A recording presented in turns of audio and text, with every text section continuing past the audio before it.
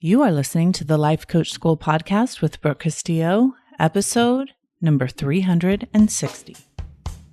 Welcome to the Life Coach School podcast, where it's all about real clients, real problems, and real coaching.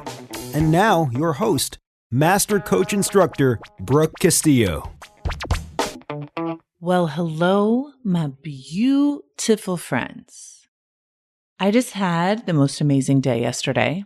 We did an in-person COVID-safe event at my home, and it was amazing. I haven't done a small group coaching day for a long time, and it was very nourishing for me. I was missing people. I was missing seeing people, and so we all got together in the penthouse and had the most amazing coaching, life-changing, vulnerable day.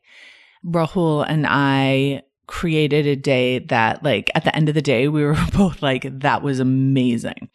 In case you're wondering why maybe you weren't invited to this day, we offered this opportunity to our scholars only for this first one, and we actually only had 8 spots. We oversold it by 37 people because my team couldn't turn off the order form fast enough. It sold out in 4 minutes. So we have these scheduled out for the next several months. But once we've completed those, we will be opening it again, and we will open it to scholars first. And then if there is space, we will offer it to all of the podcast listeners. We also want to do a men's only group. So if you are interested in being part of that, why don't you email my assistant, Emily, at the Life Coach School if you're interested in being part of a small men's only group that we will do for one day as well. We're really excited about working with men only because there's lots of different issues that men are struggling with and women are struggling with their men with that we're interested in coaching. So let us know if you're interested in that. But today, what I want to talk about is desirability. And one of the things that has been coming up a lot in the relationship classes that we've been teaching is the difference between desire and being desired. And this is especially for women who have grown up in our culture where we are taught consistently how important it is for us to be desirable. And we've been taught this so much that it's almost confusing when we're trying to figure out, do we desire to be desirable? And if so, why? And what do we desire beyond being desirable? And so I want to talk about this because it's very important that you understand the difference. As a woman, you see lots of messages, you see lots of celebrities, you see lots of TV shows that are teaching you how important it is to be desirable, to dress in a way and be in a way that makes you desirable to other people. And when you think about that, when I think about that for myself, when I think about how much time I have spent in my life trying to be desirable, it makes me weep inside. Because as a young woman, I was obsessed with trying to be thin enough so I would be desirable so I could get attention, thinking that that is what I most needed and wanted. And if I could just be pretty enough, if I could just look like someone on TV enough, then that yearning inside of me would be desired. And then once I was desired, that yearning would be fulfilled. And that is not how it worked. And in fact, that led me to a lot of very self-destructive behaviors that caused my neediness, my yearning, my desire to be desirable to be on steroids, and made me actually hate myself because I wasn't desired enough. So the very thing that I wanted was to be desired because I thought that was so important. I was repelling anyone that wanted to desire me with my own neediness for that surface level. And I've been thinking so much about this lately because when I talk to people about dating or I talk to people about being in a relationship, one of the things that I notice that many women are talking to me about and doing is lying and showing up in a way that isn't true to them in order to be desired, in order for someone to pay attention to them. And what I've been teaching and what it's important for all of us to know is that if you put up a facade, if you focus on shallow things in order to be desired, you will attract someone who wants shallow things. So when you are showing up and presenting with your body or presenting with your clothes or presenting with, what house you're in or what car you drive, and you're getting attention based on those things, it's like TNA, right? You're getting attention based on how much you're showing, basically, then you will attract people that's what they desire. And so many women are doing this. They're pretending that they're not emotional. They're pretending that they're not yearning. They're pretending that they're not ambitious, successful, right? They're showing up with these very shallow surface things in order to get the desire.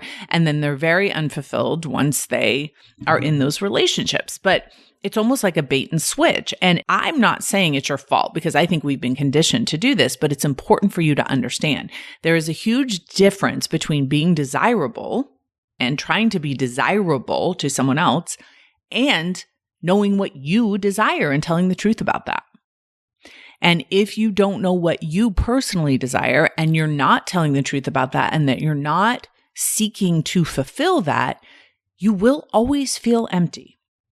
Because if someone desires you simply for your body or your money or your face or your hair or, your shoes or the car you drive or the house you live in, you will never fully be seen. And if there's one thing I've learned in the past several months is that we want to be seen and known. And we are starving for it. But we can't be seen and known if we don't show who we are. And we can't be seen and known without getting our heart broken. Because what it means to be seen and known means to show up and get rejected if somebody doesn't want to see and know us. If someone doesn't want all of us, doesn't want to see all the parts of us. When you find someone that only wants to see the illusion, that only wants to see the shallow part of you, and you show up as the full version of yourself, that person will reject you. And I say amen. Let that person who doesn't want to see the whole of you move on to something else that's more shallow. That's not your person. But you're going to have to open yourself up to be exposed to being desired for something much deeper than just how you look and just how you're perceived. You're going to have to open yourself up to your full humanity, to all of who you are, to all of your, so-called flaws, to all the parts of you that you don't love. Are you willing to show that to someone and say, interested? And have them say no? Because what I want to share with you is that when you do that and you find someone that you desire who says, yes, I am interested, then we have a game plan. Then we have growth. Then we have an opportunity for evolution. When you're only showing up and pretending to be something other than you are, and that person is showing up pretending to be something other than they are, and you're constantly judging each other for how tight your abs are, or how good your ass is, or what your face looks like, or how young you look, or how beautiful your hair is, you are lost in the loop of trying to be desirable. And in order to gauge whether you're desirable or not enough, you will start looking in the other person's eyes for your own truth. And you will miss what you desire. When you're so focused on being desirable, you're very focused on their shallow desires and trying to pretend that you are that person. When you're focused on your deepest desires, what you most want, for many of you, that is to be seen and loved for all of you, for all of the parts of you, for the truth of you, and to be able to grow from that place. And many of us, what we desire is to be with someone that we can grow with, that we can tell the truth to, and whom we can love unconditionally. I know that was true for me, and so many of you have reached out to me and told me that that's what's true for you.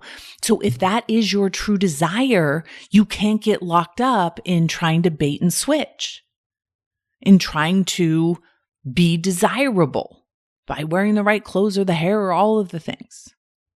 That is not to say that the physical doesn't matter, and that's not to say that attraction doesn't matter. It's simply just one small piece of the whole. So one of the things that I want to invite you to do here is to think about, what do you really want in your relationship? What are you willing to have your heart broken for? You want it so much that you're willing to try and have your heart broken several times before you get it. What is your deepest yearning? What do you want in a relationship? Now, if what you want in a relationship is companionship, or what you want in a relationship is someone to look good on your arm, to someone to impress your friends with, someone who will make beautiful babies with you, right? If you are on that, tell yourself the truth about it. Make sure you like your reason. Nothing wrong with it. But if your truth is something that is beyond that, that is a deeper connection beyond the surface of what you look like, is beyond just the emotional dance and the game playing, and it's something that you want to dive in deeper with someone in order to advance your own life and your own spiritual growth, because in relationship, you can do that so much faster than alone because you have someone else's perspective and you have someone to dance with in that evolution. Then you're going to have to show up as yourself, which may not be desirable. So it's almost like a complete identity death that you have to go through in order to find yourself in a position to be open enough to be seen. And the work that we did in this workshop yesterday was all about finding that love within ourselves first, creating our own love ability, which means we have the ability to love ourselves and to also receive that love from ourselves. Because when we have that base to come back to, that home base to come back to, then we can venture out and expose our desires, our truths, who we really are, to potential relationships. And it won't destroy us if we're rejected, because we are seeking our own desires at the expense of desirability, instead of the other way around, which is seeking to be desired at the expense of our own desires. So make a list, my friends, of what it is you desire. Think about what it is you most want between now and the end of your life in your relationships. Where do you want to go, whether you're in a relationship or you're seeking a relationship? Do you want to be desired because you have a great body? And if so, where will that take you? Or do you want to be desired because somebody wants to grow with you? Somebody wants to see you, understand your humanity, your spirit, help you grow to the next version of yourself? Do you want to be with someone who shares the trajectory of where you most want to go? Or do you want to spend your life trying to figure out what this person wants to look at every day, and then trying to live into that 6-pack abs or that definition in your arms, right? That will leave you wanting and never being satisfied, because true desires for most of you listening to this podcast are much, much deeper. We want to be seen, most of us, for what's in our hearts and our spirits and our desires and our values, our connection to the spirituality that we believe in. And we inadvertently block that when we forget about what we desire and we start focusing on our own face and what that looks like to our partner. One of the things that you can do is a journal history of what your life has been made up of. And if your life is anything like me, it's been made up of trying to be desirable, trying to be pleasant, trying to be beautiful, all on the surface, so someone will want you. And write down what you've done to do that. What did you learn? When did you learn it? And then look at that effect in your life. What has that caused you to block and miss? Because you haven't been open to the full view of who you are, because you're afraid of being judged. You're afraid of being rejected because no one taught you about that possibility. And notice, like so many of the women have told me, notice if that is blocking your ability to love. Because what I've heard from most of you is that your desire is to love unconditionally, to love at the highest level that you're capable of loving another human. And when you're caught up in trying to be desirable, you end up lying and pretending and blocking the fullest version of yourself, the fullest expression of your love, because you're afraid too much love coming at someone might be undesirable to them, even though it's in your heart. And so you're restricting that love for yourself and for other people so you can look like a commercial. You could pretend that that isn't the fullest expression of yourself. So once you've done those two things, you've done this history of trying to be desirable and how that's shown up. And for men, it's been typically, I'm totally generalizing, has been more about how much money you make. And for women, it's been more about how beautiful you are. But it could be any range of those things. So write what's true for you. And then look at that list of what you actually desire and see how in conflict they are.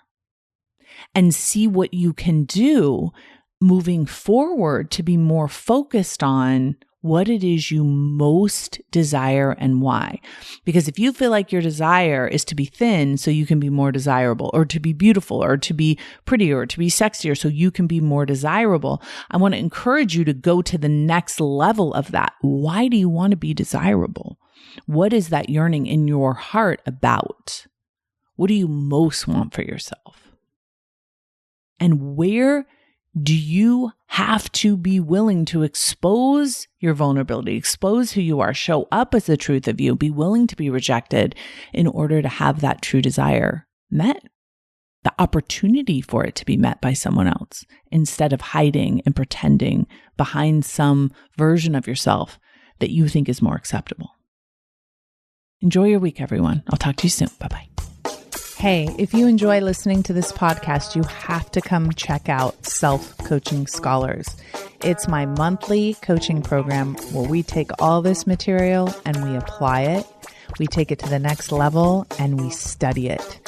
Join me over at thelifecoachschool.com/join.